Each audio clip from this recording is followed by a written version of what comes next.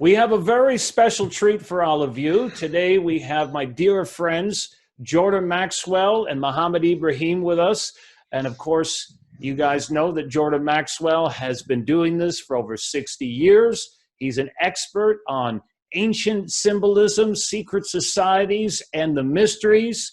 We also have Mohamed here, who is an expert on hieroglyphics. He's a foremost authority on Egyptology. We're going to get into a very exciting topic here of the curse of King Tutankhamen. Now, both of these guys have such a fascinating perspective about this subject. And the very fact that we're releasing this video right now has significance because, of course, the tomb of King Tutankhamen was first opened on November 26, 1922.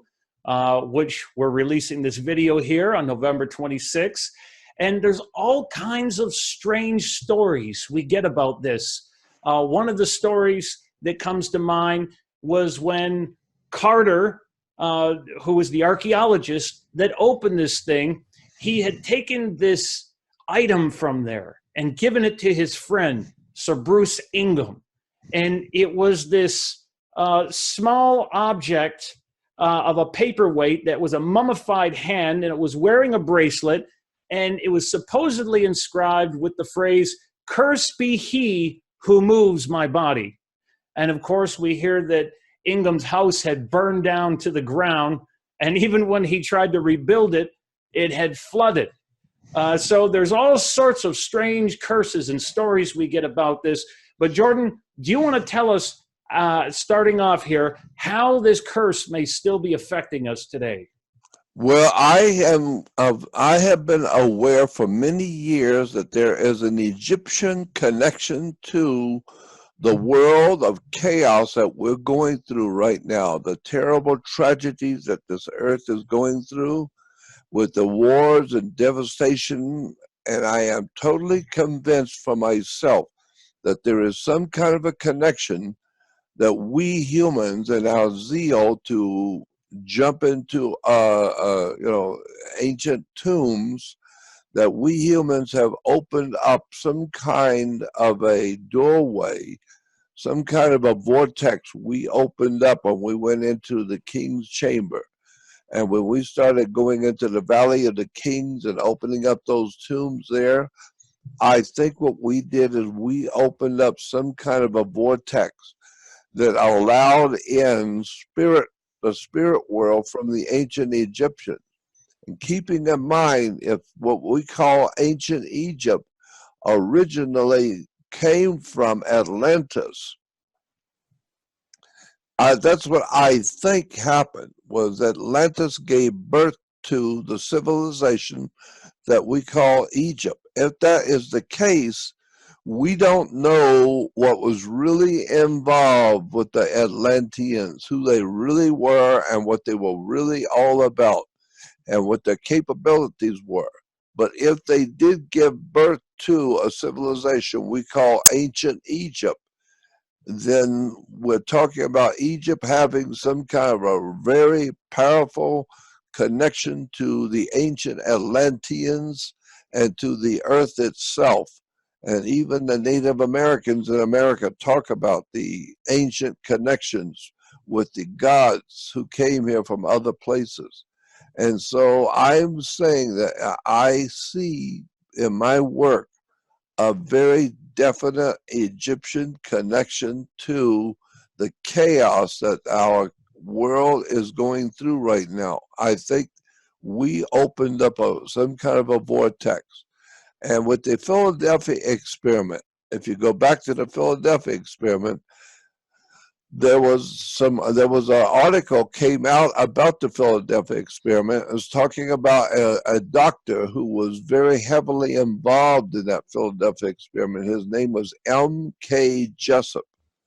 Dr. Jessup was one of the scientists who worked with Nikola Tesla and Albert Einstein on the Philadelphia experiment, and M.K. Jessup committed suicide, and he left a note. From what I remember, this is a long time ago, but he committed suicide And in his note, he said something to the effect that he could not live with himself. He did not want to live any longer with himself because of what they did when they opened up that portal for the Philadelphia experiment.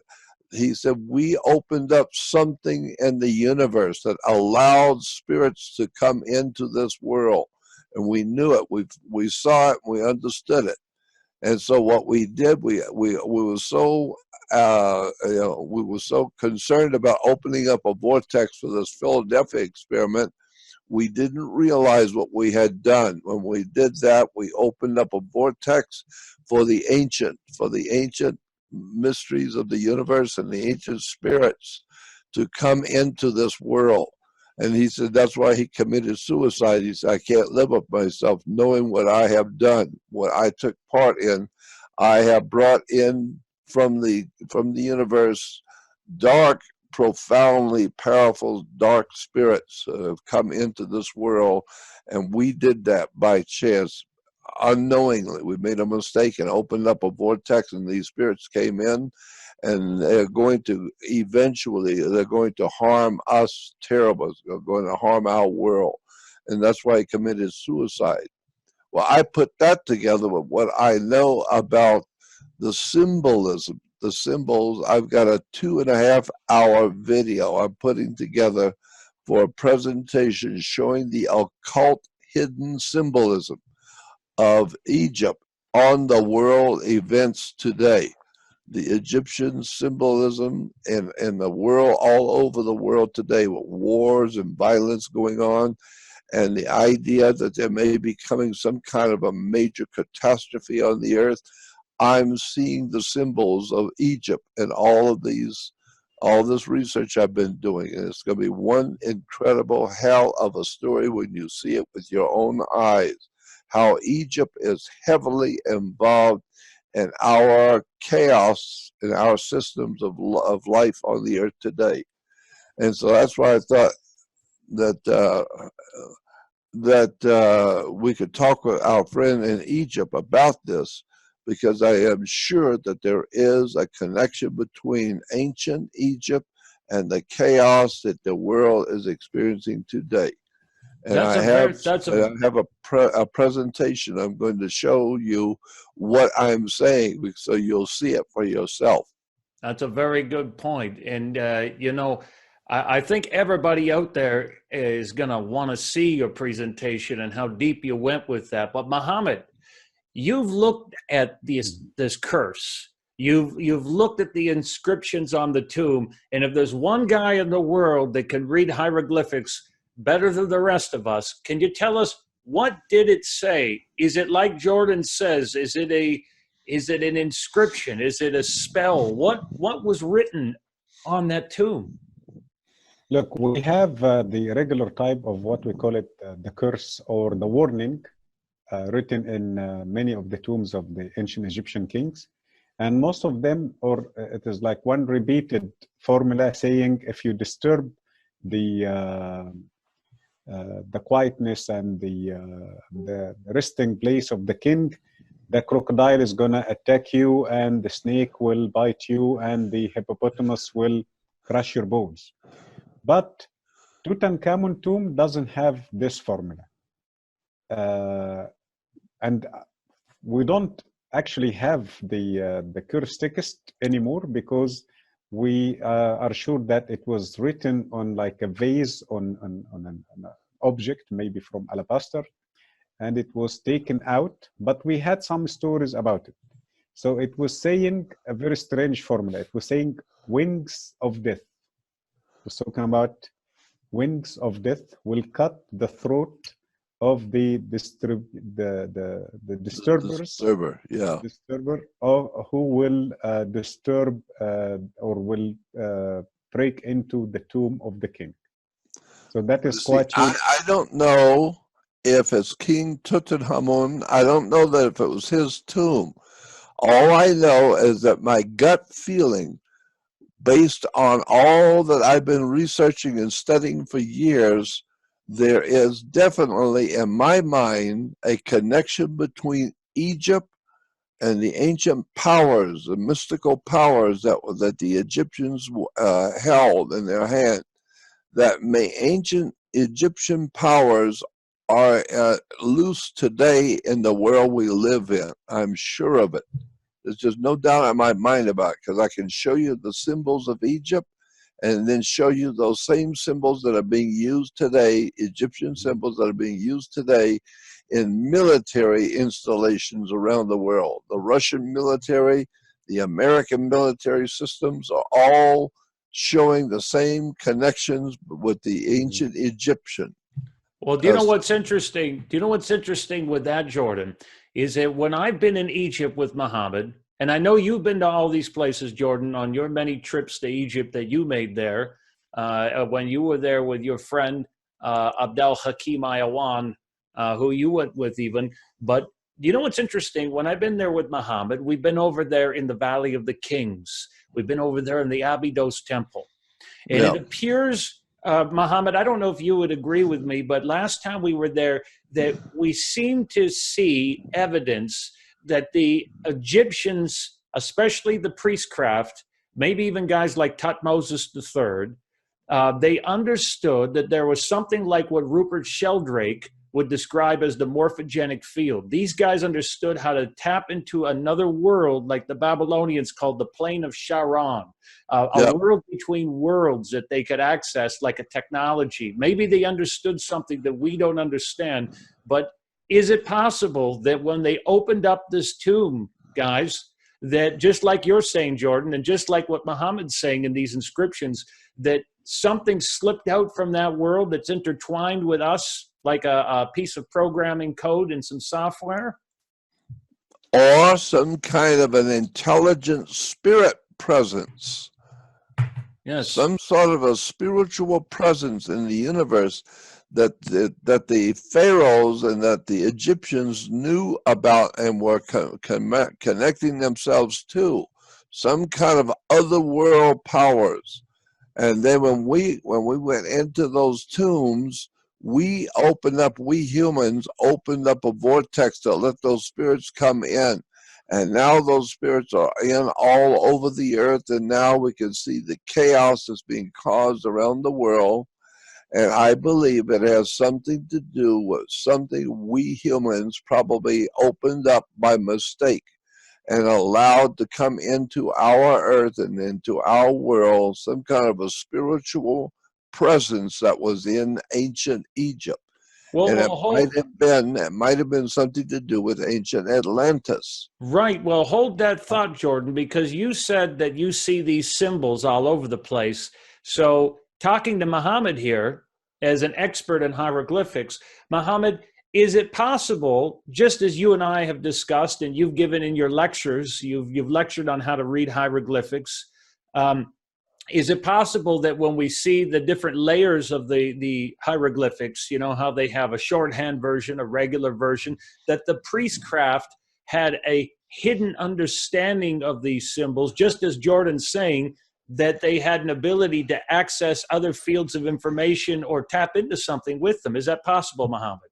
Yeah, very possible. And we learned that we can read the symbol in many levels. And the symbol can serve as a very simple meaning, just like a regular word or something daily life thing, and also can play as a very deep meaning, something for philosophy, something for powers, like the symbol Ankh, as an example. It plays as a very simple meaning, life, just life. But when you study the Ankh and the Jed symbol, you can talk about energies, you can talk about the horizontal level, you can talk about the circle, or the journey of the sun, the circulation. So for sure, the Egyptian symbols can be used according to the purpose. The priest can play with the symbols according to which subject he is leading us to. I found the dark symbol very, very much by chance. Just by chance, I happened to find it. An Egyptian symbol of the Illuminati, what we call today in our world Illuminati symbols, Well, there was an article on the web talking about the ancient Illuminati symbols in Egypt. And it showed that symbol, that particular symbol, which represented the presence of the enlightened dark forces in the world. And they were referred to as the Illuminati in ancient Egypt. And then it pointed me to another link I went to, and all of the big corporations in Silicon Valley, the different Google and with some of the other big companies. Yeah, so the Silicon Valley guys, Google, Facebook, right, Instagram, all those Twitter, guys. And Twitter and companies like that, they were all using that same Egyptian Illuminati symbol, all of them. I got a whole series of all of those big corporations that we call social network, and their official corporate seals are that same, it's the exact same symbol as the ancient Egyptian symbol for the Illuminati, for the coming of the ancient gods who are going to rule the world. And all of these social networks had the identical symbol. Each one was identical. That is really, to me and my way of thinking, that's really significant when you get all of the big social networks using the same identical Egyptian symbol.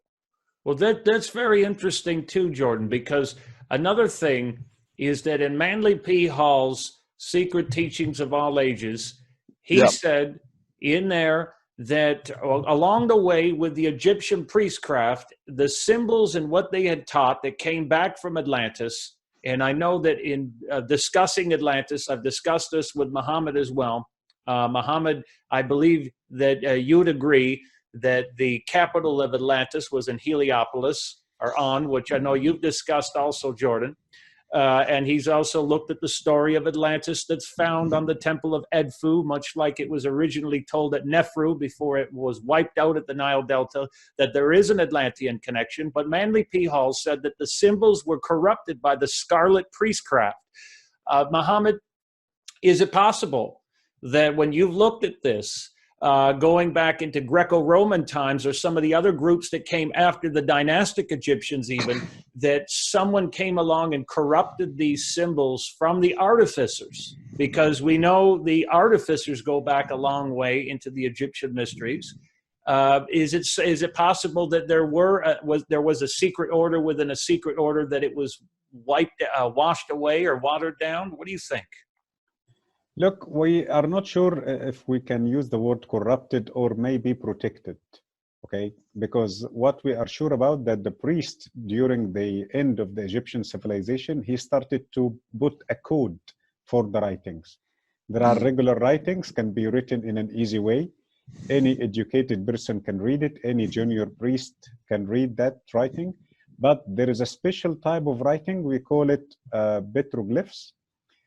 Coded writings. We can read the symbols as individual symbols, but to put it together as one big sentence, we cannot. It is very, very difficult to understand if we don't know the code. And that is the case of what we call it the glypho-Ptolemaic or Ptolemaic. Like in the Dendera temple as an example, I can read hieroglyphics to my clients during the tours in most of the places. But when I go to the Greco-Roman temples, it will be very difficult for me to recognize the whole sentence. We recognize only some small symbols or some small words. So for sure, yes, during the Greco-Roman time and onward, they add a code to the writing. Well, we all have admitted, everybody in the world has to admit that there is some sort of a very powerful presence that Egypt presents to the earth today. Egypt is a very powerful place, and it's been around for a long, long time. And I just think it's very interesting that in Egypt there doesn't seem to be any writings or any hieroglyphics or any communication about the Egyptians and pyramids. There doesn't seem to be any discussion in all of Egypt about pyramids. And yet the pyramids are found all over the world. And so the very idea of pyramids, we associate with Egypt. But I'm saying that there is something going on this earth in relation to ancient Egypt. And of that, I am totally sure because I've seen too many symbols.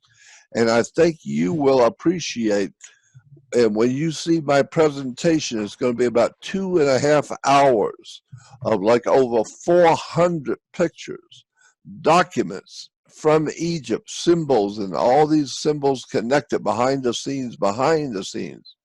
And then when you see the connections I have been making over the years, you're going to see that there is, in point of fact, something very dark is going on the earth today that's affecting the whole globe, affecting all people on the earth, that goes directly back to the occult or hidden powers that were in ancient Egypt.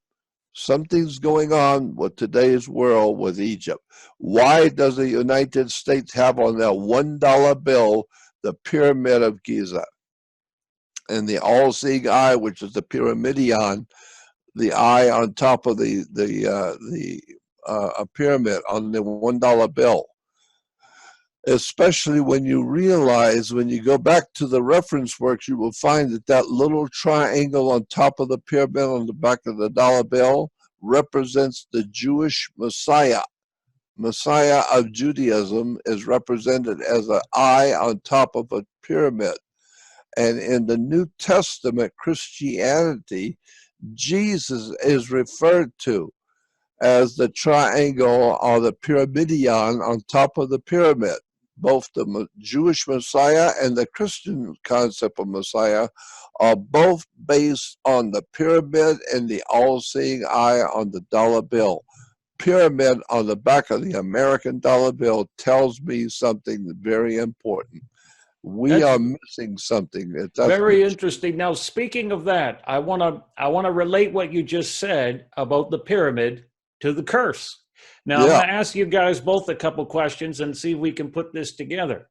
Now, Mohamed, how many pyramids are there down the Giza Plateau? In Giza Plateau itself? Yeah, or all together, leading on to there and that chain. How many do we get into that connection? Okay, look, in total in Egypt, we have around 107 pyramids in Egypt. Yes. And when we talk about Giza Plateau only, we have 3 major and 6 small pyramids. So how many in total? 3 plus 6? Yes. So we have 9 there, right? Yes. Now, Jordan, how many sides are there to the Great Pyramid? The Great Pyramid of Giza has 9 sides.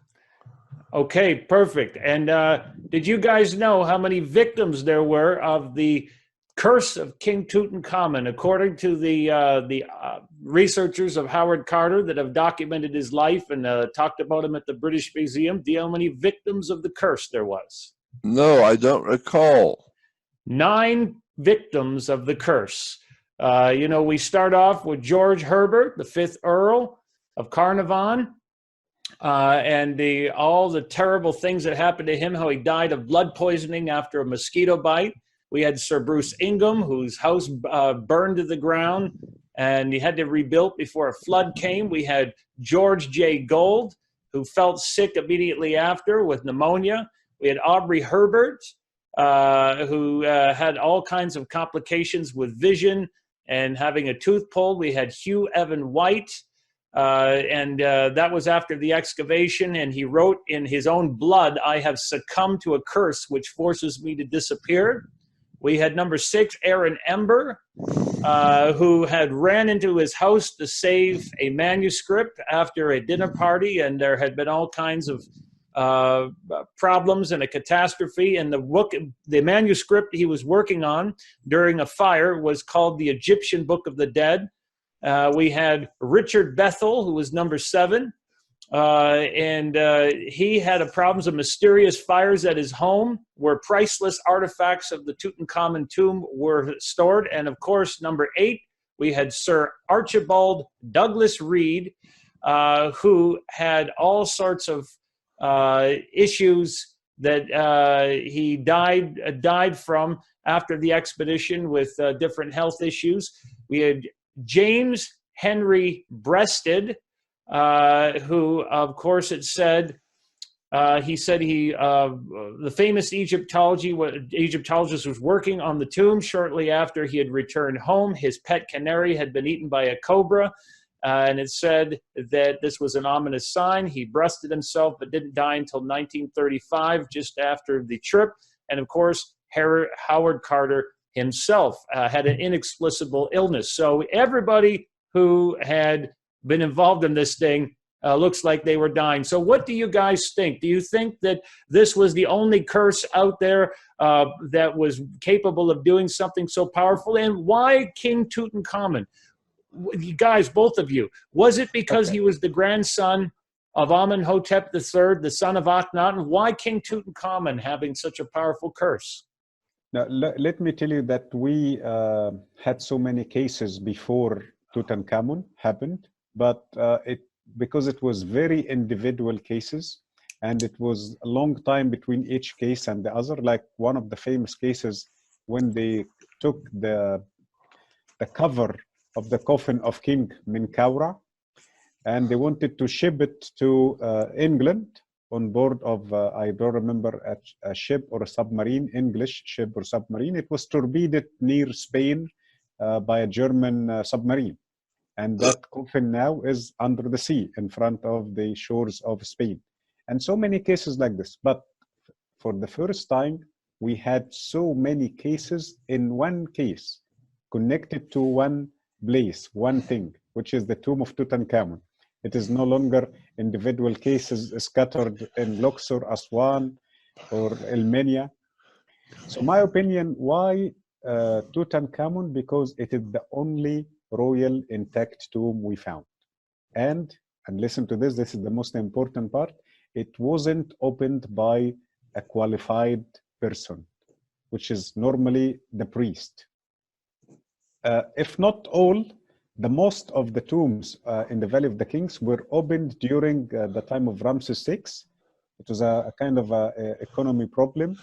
And he heard that the people are going to attack the tomb, so he sent his priests to collect the mummies and the valuable things from the tombs and hide them in a cave in top of Hatshepsut temple, or the mountain behind Hatshepsut temple, which was found later by some of the families in Luxor.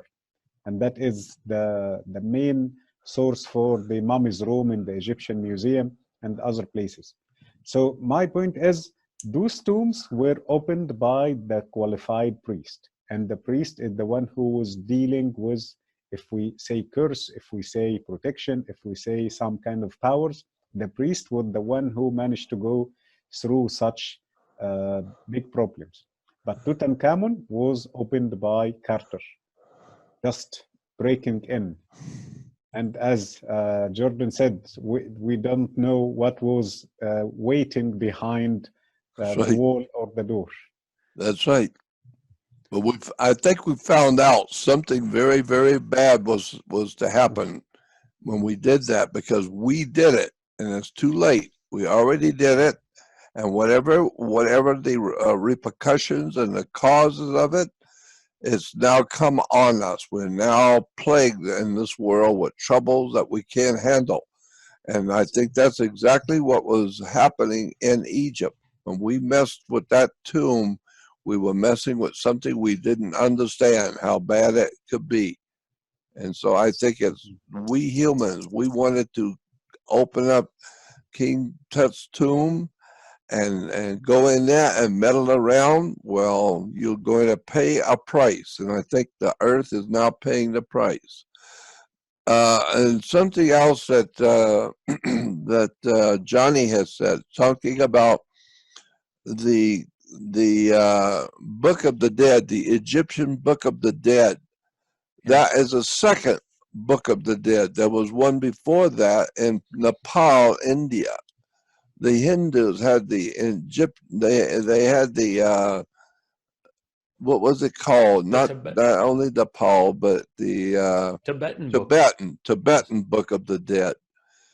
And the Book of the Dead was actually a wrong title. That was a wrong title given to it. It was originally called the Egyptian Book of the Coming Forth by Day. The book is called the Book of the Coming Forth by Day. And that is very important, because when you go back to the Nepal, India, with the Egyptian, with the Tibetan Book of the Dead, which is the Tibetan Book of the Coming Forth by Day. Well, Indiana Jones, if you remember, in the Raiders of the Lost Ark, with Steven Spielberg, when Steven Spielberg is told by the U.S. government to go and find the Lost Ark of the Covenant, he is not asked, he's told, go get it. We want it now. Where did he go first? Where did Indiana Jones go first to get the Lost Ark of the Covenant? He went to Nepal, India, and there he was looking for some kind of a little indicator as to where the Lost Ark of the Covenant would be. And he found that little indicator, and there was the Nazis were there in Nepal also looking for that little ark, looking for that little crystal. Once he found the crystal and left, he went into the Middle East to get the Lost Ark of the Covenant. Where did he go? Did he go to the Holy Land in Israel? No. Where did he go? He went to Egypt, and he found the Lost Ark of the Covenant in Egypt. And so the idea and the point I'm making is that it's not a lost ark of the Hebrews. There was no Hebrew lost ark. It's just a story. The actual history is that the ark was the ark of the Egyptians. It was called the Ark of the Contract. It's an Egyptian ark, and the Hebrews borrowed that idea, and they said they had something called Ark of the Covenant. No, there was no Ark of the Covenant. It never existed. That's why you can't find it today. Humans have been looking for the lost Ark of the Covenant for a long, long time. Hundreds of years we've been looking. Human people on the earth have been looking for the lost Ark of the Covenant of the Hebrews, and they can't find it. Why? Because it don't exist. There is no ancient Ark of the Covenant for Hebrews. It was an ark that was found in King Tutankhamun's tomb. Is called the Ark of the Contract, and in the reference work, if you go to the encyclopedias and look up Lost Ark, it would tell you all the lost arks were Egyptian ark, and it was chiseled on the sides of the big tombs and the big temples, the Egyptians carrying the lost ark of the Egyptians. Now, this is interesting. You should mention that, Jordan, because I know you pointed that out before. And this is something Mohamed has looked at extensively also and lectured on. It's interesting because if you go over to places like Abu Simbel, and Abu Simbel, where we just were, right, Mohamed? You see that there. It's very interesting because you'll see a boat floating above in the air with an ark on it. And then if you go over to Edfu, now, Mohamed, in Edfu, we almost see this mock ark, like Jordan's describing right now, the Ark of the Contract. We see this mock ark that looks like it's made of wood or something in that, when you go into that Holy of Holy types of rooms. It's interesting. People have there's been rumors in historical and archaeological circles that you guys ever heard of the Tartars or the Tartarians?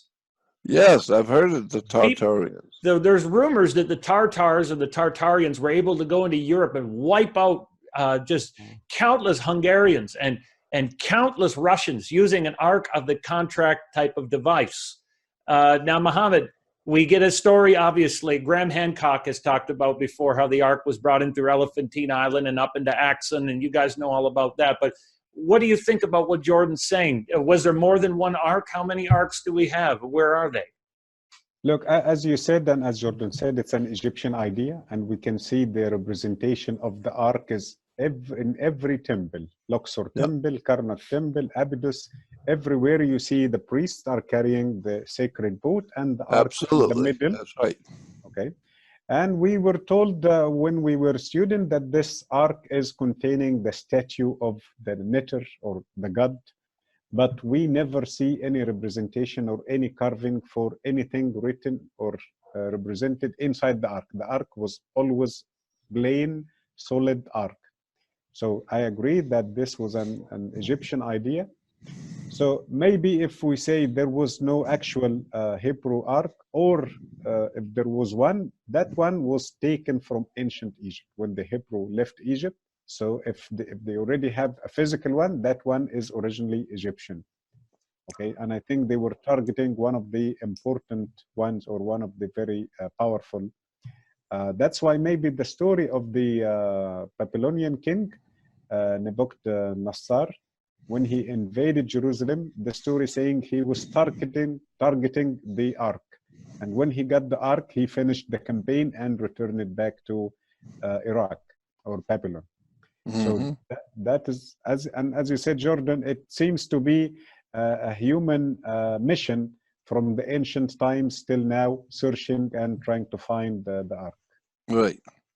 And when you go back to the Lost Ark of the Covenant and the symbol for the Lost Ark of the Covenant being the coming forth by day instead of the book of the Egyptian Book of the Dead. It's actually called the Egyptian Book of the Coming Forth by Day. Well, I found the symbol in ancient Egypt for the coming forth by day, and it was a symbol of the sun coming up between two round mountains, called the coming of the sun, of the coming forth by day. It was a sun, and there were two round mountains, and it's coming up, and it's called the coming forth by day. Well, that's what the sun does. It comes forth by day. Exactly. Well, that same identical symbol is used by the French, by the Masonic orders of the world today, and especially in Silicon Valley, the big spiritual, or what we call the what do we call it? The social networks. The big social networks are using the exact Egyptian symbol of the coming forth by day. And then when you take that, and from that, I begin to apply that general symbol in the encyclopedias, the reference works in Egypt. Then you see how the Romans took that ancient symbol and made it into a Roman new symbol for the new symbol of the Illuminati, masters of the world. And now you see that all over the world is being used by all the governments of the world, all the military, all the religions, all the institutions are using the same symbol of the coming forth by day, the original Egyptian term for the Book of the Dead. And so I'm just saying that I've seen too much. I know I have seen too much that proves it to me that there's a connection between ancient Egypt and the chaos in the world today. And there's no doubt in my mind about it. I'd like to be able to show it to your audience in Egypt. That being said, I got to say, I got to tell everybody then about our tour that's coming up very, very soon. It's coming up next year. It's the Ancient Stargates of Egypt tour. You know, we're going to be going into some very exclusive places, looking at all the stargates. We're going to be doing the Nile cruise, with Jordan. I know that's your personal favorite. You know, looking at all the ancient temples at night and enjoying the beautiful food and relaxation, going to Luxor, the Valley of the Kings. But we're going to be exploring stuff that no one else will be talking about. You're going to get exclusive access, folks. But we have a very special treat for you, because not only will Mohamed and myself be giving you lectures and be sharing what we can, but we have Jordan Maxwell himself here.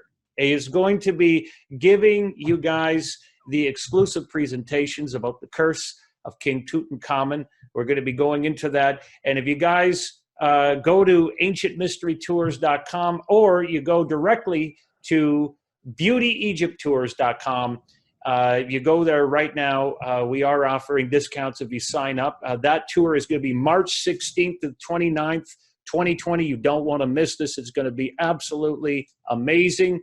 But I also have some more good news for everybody. You can see us specifically. I can't wait to hear you guys speak at the Laughlin UFO Mega Conference next year, 2020. This is going to be absolutely amazing.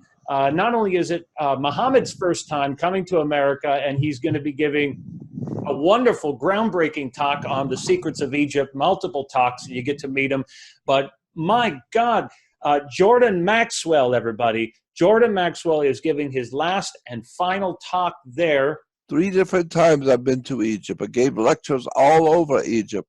My favorite place in all of Egypt was Aswan. I loved Aswan. I would love to just live there. If I go to Aswan, I'd love to just move in and live there. It was so incredibly beautiful and mystical. Aswan, Egypt is an incredible place. Well, Jordan, didn't Hakim, Abdel Hakim Ayawan, didn't he bring you up into the king's chamber, up into the... We went up in the king's chamber, and he blessed me. He did a whole ritual blessing on me in the king's sarcophagus. I laid in the sarcophagus, and he did a blessing ritual on me. And it was an extraordinary experience. I was blessed in the king's chamber by my dear friend Hakim. And so we had many discussions. He and I did it late at night. I went over to Hakim's place, and we sat there and talked all night. It was a wonderful experience. So there you have it, everybody. These are 2 events next year that you absolutely do not want to miss. You have the Ancient Stargates of Egypt tour. Seriously, guys, are you guys going to get another tour like this that's going to open this many doors? You're not going to get this from anywhere else. And you have the Laughlin UFO Mega Conference. That's at LaughlinUFOMegaConference.com. Get your tickets now. You want to be there next year. We have 8 nights, incredible speakers. These guys are going to be there. You know, there's going to be other guys like Brian Forrester, you got your Daniel Brinkleys, you got a lineup that is just absolutely amazing. You get to meet not only Mohamed, but Jordan Maxwell. And Jordan, let's not forget, at that conference, you're going to be receiving a very special award, and they're also going to be showing a movie that was made about your life with a very special story that took place where you encountered a certain girlfriend in 1959 that people are just going to absolutely love hearing that. So everybody, I want to thank you all for tuning in. You can find these guys on the web. Of course, Mohamed Ibrahim, you can find him not only on Facebook, his group is Guide of Egypt. And Mohamed, do you have any other websites? No, it's beautyegypttours.com. And Jordan, JordanMaxwellShow.com, the one and only. Don't be deceived by the other websites out there. It is the one you want to look for all over social media. You can find his #1 show on Gaia right now that you don't want to miss, which is getting incredible reviews. Jordan, do you have any other websites or addresses that people can find you at? Yes. Jordan Maxwell Show is my website. You have to add the word show to my name, jordanmaxwellshow.com. That's my website. And when you go to my website, you will see advertised a little link that says join my research website. I have a research website that you can join. And it's a one-time donation, a one-time small token donation for a lifetime subscription. And on that research website, I have all the pictures, the documents, the white papers, the research papers, the articles that I've been collecting over the years on all the occult knowledge and all the occult sciences, the hidden things that have been hidden right in front of the people of this world that didn't see them. And so go on my website to Jordan Maxwell Show and join my research society. It's right there on the home page. You can't miss it. It's an extraordinary collection of all of my research work over the years.